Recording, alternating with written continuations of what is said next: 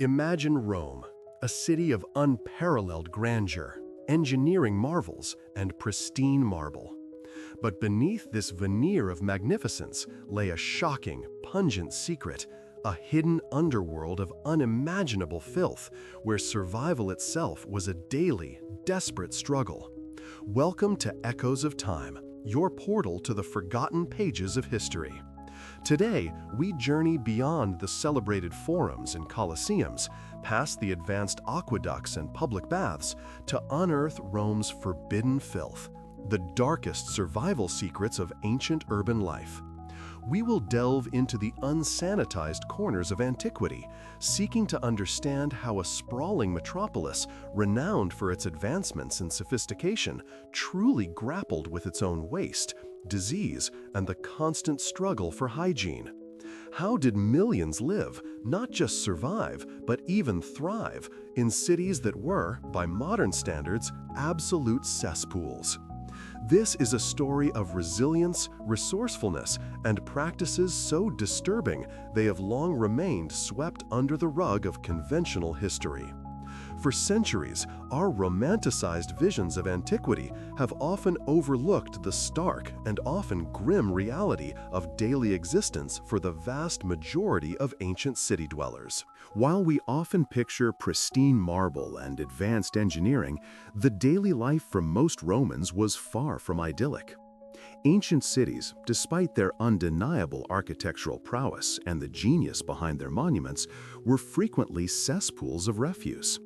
The sheer volume of human and animal waste, combined with other urban detritus, created an environment constantly on the brink, under the persistent and terrifying threat of plague and other epidemics. It is through the meticulous work of archaeology and the careful analysis of ancient records that we are now able to pull back the curtain on this often ignored, unsanitized corner of history.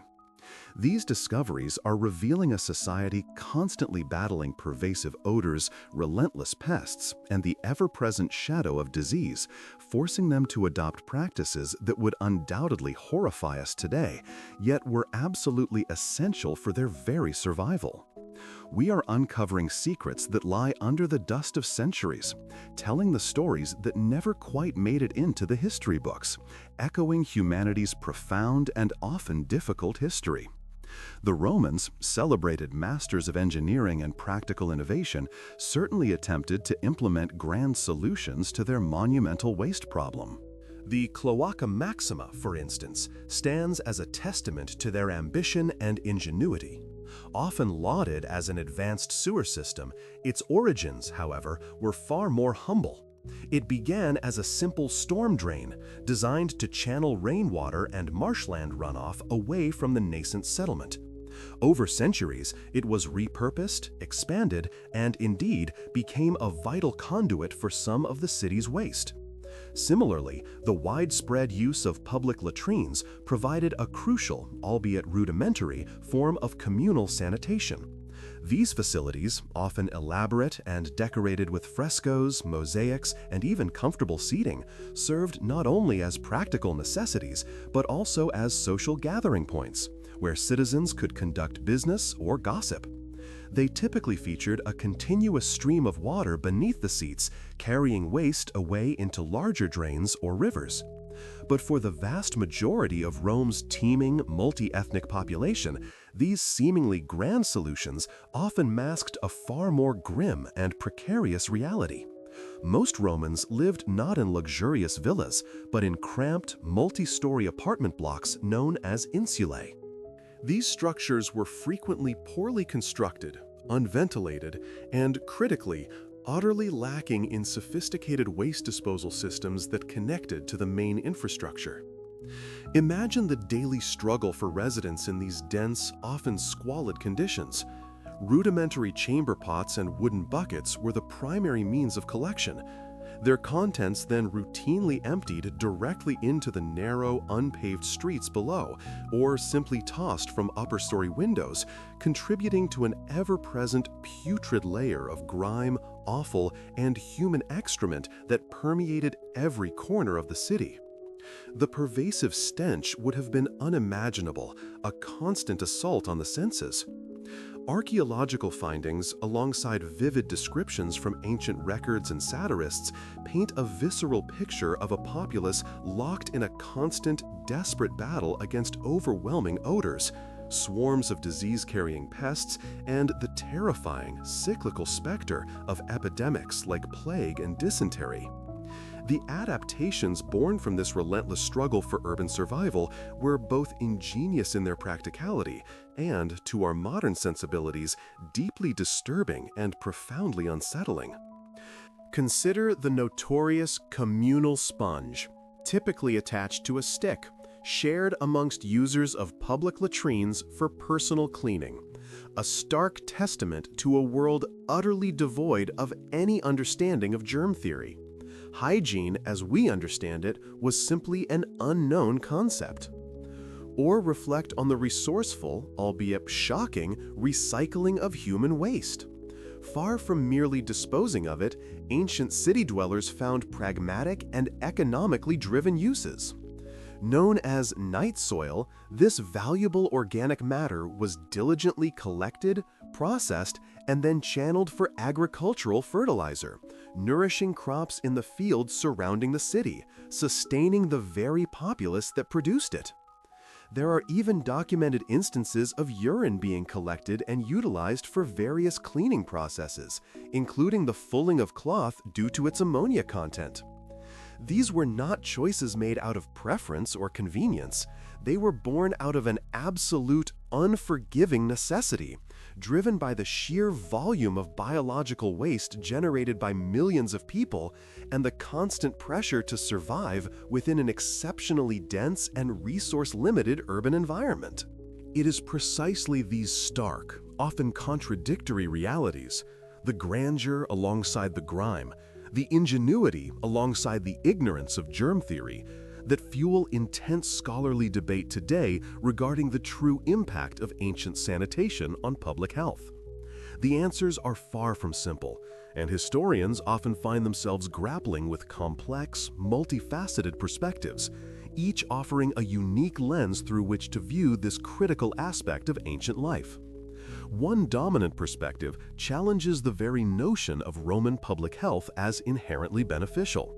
While the widespread use of public baths might seem, at first glance, like an undeniable health benefit, a testament to Roman cleanliness and an advanced understanding of well-being, some scholars argue precisely the opposite. In a world utterly ignorant of germ theory, where the mechanisms of disease transmission were entirely unknown, these communal bathing environments, with their shared waters and close quarters, could have, in fact, acted as unwitting breeding grounds. They might have facilitated the rapid spread of diseases, from skin ailments to respiratory infections, rather than preventing them.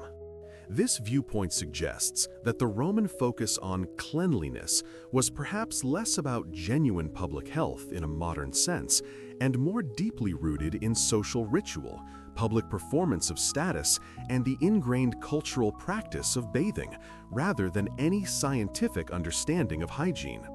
It was a social convention, a mark of civilization, even if it carried unseen health risks. Another compelling argument, however, suggests a more nuanced and, in some ways, more positive impact. Proponents of this view contend that even an imperfect or rudimentary understanding of flowing water and basic waste removal, as exemplified by the sophisticated aqueducts bringing fresh water into the city and the drains carrying some waste away, did significantly prolong lives in ancient cities compared to less developed static settlements. They argue that any system, however flawed, that moved waste away from immediate living spaces, from streets and homes, offered a distinct, tangible advantage in the perpetual battle against disease. Even if the underlying science of germ transmission was unknown, the visible removal of waste would have been perceived as cleanliness and would have reduced exposure to some pathogens, thereby improving overall health, even if by accident. This perspective acknowledges the limitations but emphasizes the relative advantage Roman innovations provided. A third, perhaps most sobering, perspective highlights the overwhelming scale and intractable nature of the challenge faced by ancient urban populations. This view posits that the sheer density of urban populations in ancient Rome and other major cities made truly effective sanitation an inherently impossible feat with the available technology.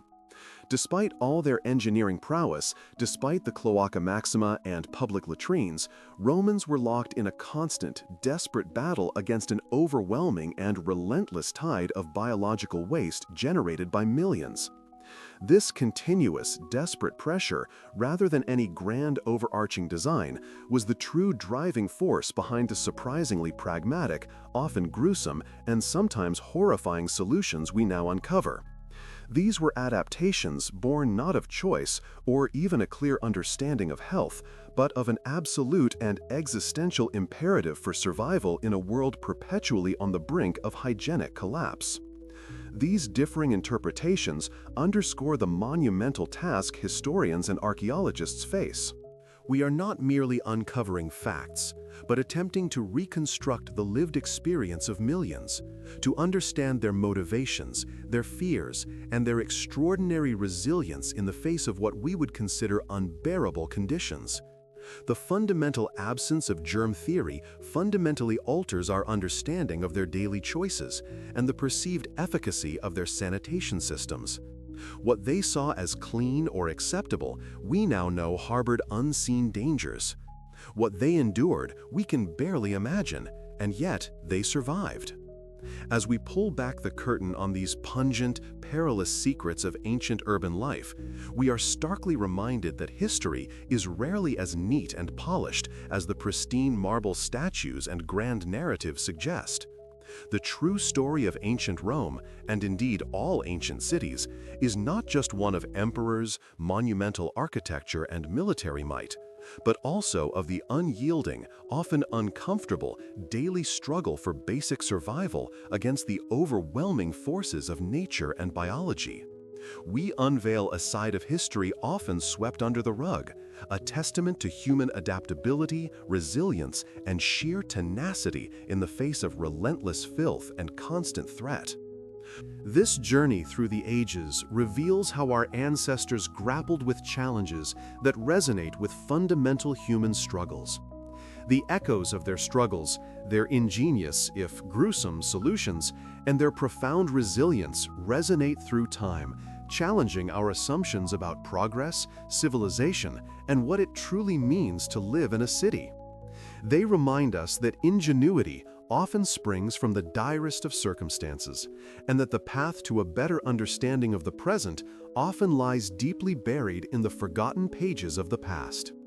From lost civilizations and unsolved enigmas to the unknown heroes who simply endured the stench and the sickness of their daily lives, every discovery is an echo of humanity's great history, revealing new insights into how societies function and survive.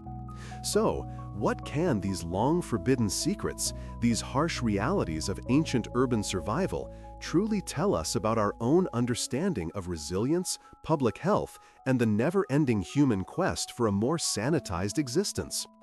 How much of our own modern comfort and public health systems rest upon the foundational, often brutal lessons learned from the very filth our ancestors battled for millennia?